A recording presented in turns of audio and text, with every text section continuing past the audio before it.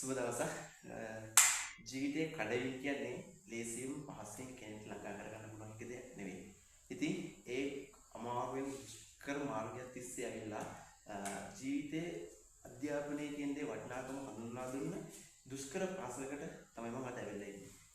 විශේෂයෙන්ම සමාජවාදී කියන්නේ Facebook කරා ගොඩාක් කතා බහ මේ මෑතකදී කතා බහකට ලකුණු පාසලක් තමයි ගලමුදන කනිෂ්ඨ විද්‍යාලය කියන්නේ. ඒ කියන්නේ ඕල් රිසර්ච් එක ආවට පස්සේ ඒ පස් දෙනෙක් ළමයි පෙනී සිටියා විභාගෙ වෙන්නේ.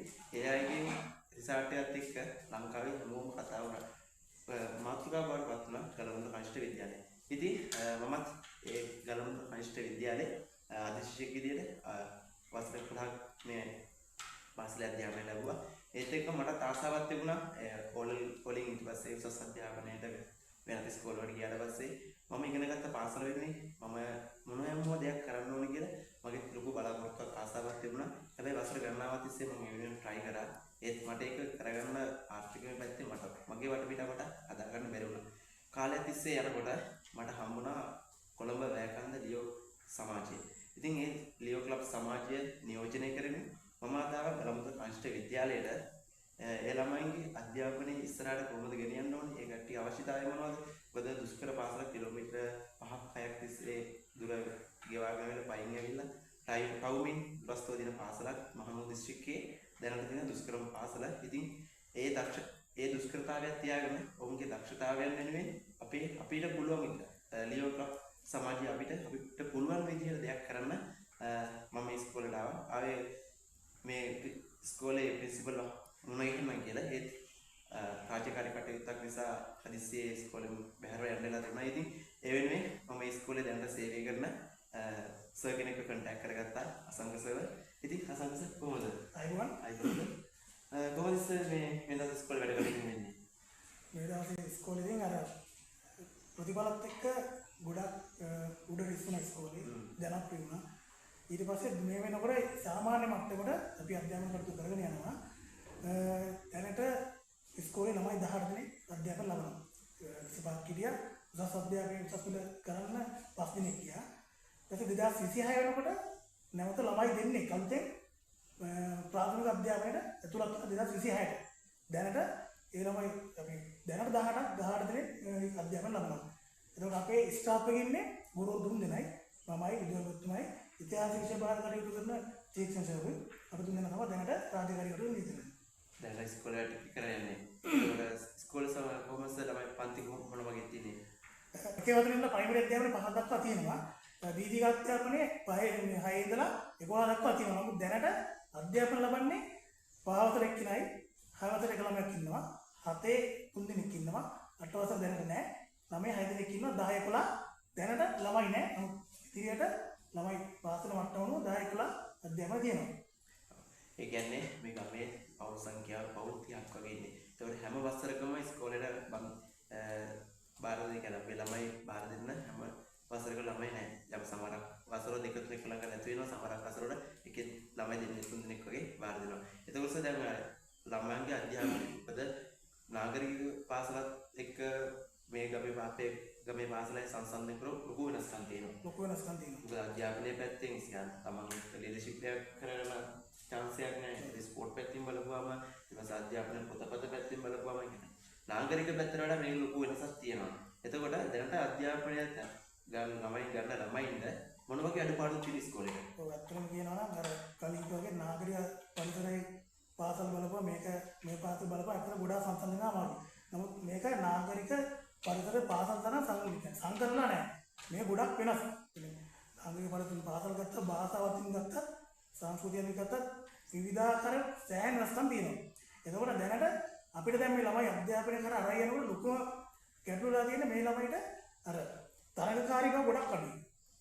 ගොඩක් කියන්නේ තරඟකාරීකම නැති තරම්. නාගරික පාසල් ගියාම එක පන්තික ළමයි 45 50 ඉන්නකොට ඒ ළමයි අතර තරඟකාරීත්වයක් තියෙනවා. දැන් මේ පාසල් වල ළමයි ප්‍රමාණය අඩු වෙනකොට ඒ කට්ටියට සමහර පන්තික එක ළමයි. ඉතින් එයා කොහොමත් එකයිනේ. එතකොට තරඟකාරීකම අඩු වෙනවා. දැන් අපිට ඕන දැන් තරඟකාරී මට්ටම දියුණු කරන්න නම් දැන් අපේ වැඩ පිළිවෙලක් හදාගෙන යනවා. එතකොට දැන් මේ ඉස්කෝලේ මේ මෑතකදී මේ මෑත කාලෙම අනාවරණ පරීක්ෂණ වාරිවාද තිබුණා නැහැ. එතකොට දැන් මේ මෑතකදී මේ දෙවෙනි වර්ගය තමයි දැන් මෑතකදීම තිබ්බේ. එතකොට දැන් මේකේ තාත්තලා බලනකොට මේ ළමයිට අර අපිට තේරෙනවා අර පේපර් එක ලියලා හොරුවක් නෑ ඇත්තටම.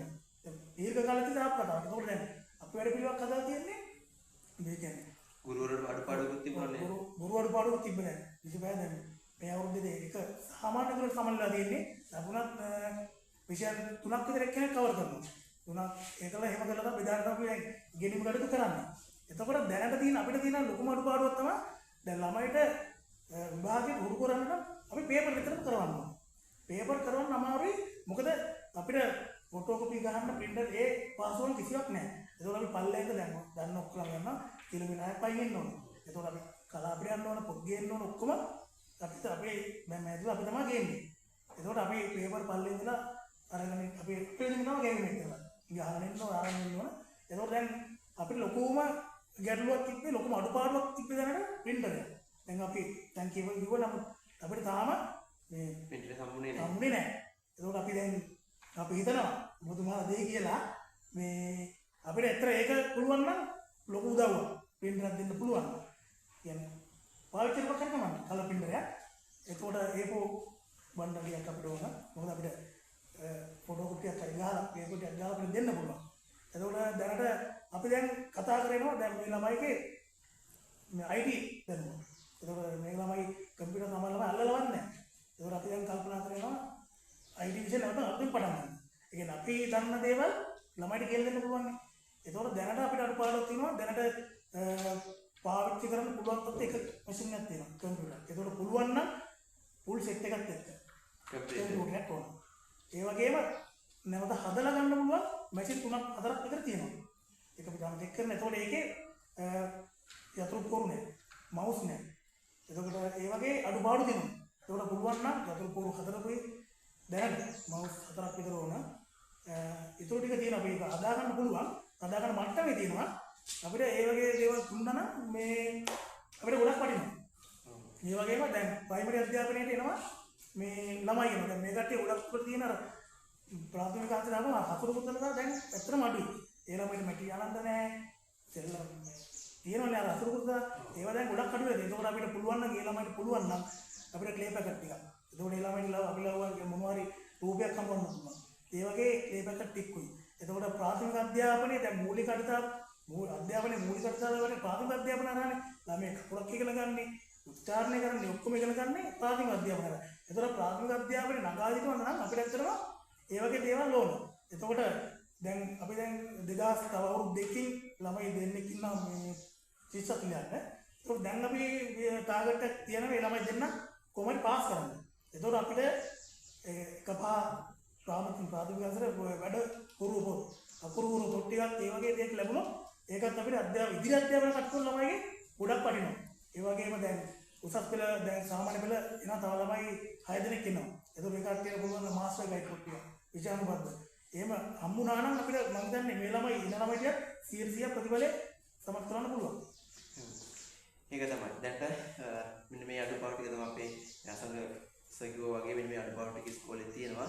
ඉතින් අපේ ලියෝ ක්ලබ් එක කොළඹ වැයකන්ද ලියෝ ක්ලබ් එක සමාජය අපේ සහෝදර හිතවතුන් එකතු වෙලා අපේ මේ මගේ පාසලට මෙන්න මේ ටික දීලා අපේ උන්ගේ අධ්‍යාපනයේ ගුණාත්මක මට්ටම අපේ නාගරික පාසල, ගමේ පාසල කියන වෙනසක් නොකර අපේ පැත්තෙන් අපිට දෙන්න පුළුවන් සහයෝගය අපි උපරිම දෙන්න තමයි අපි මේ වැඩේ කරගෙන යන්න අපි මේ ගමට ආවේ. ඊයාවේ ඒත් මම මේක කරගන්න අවස්ථාවක් ආවල මොකද මේ දවස් ටික නැස්ස නිසා මම ආයෙ මතක් කරන්නම් මේ ඉස්කෝලේට දැනගෙන අඩුපාඩු ටික කලර් පෙන් එකක් ඕන අපිට.